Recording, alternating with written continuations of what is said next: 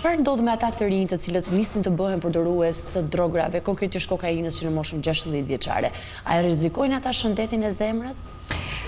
Kokaina është një substancë psikoaktive, për t'ju përgjigj, e cila nuk vepron vetëm në sferën psikologjike, psiqike, vepron në organet fizike. Pra prandaj them, ai normalizimi i konsumimit kokainës më shqetëson. Individët nuk kanë frikë, por në fakt duhet të kenë informim për rrezikët. Zemra është organi që të krijon fatalitete nga konsumime, nga overdozat.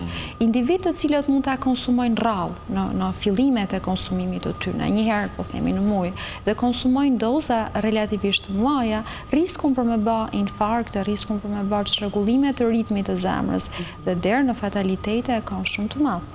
Pra zemra është një ndër organet target të kokainës.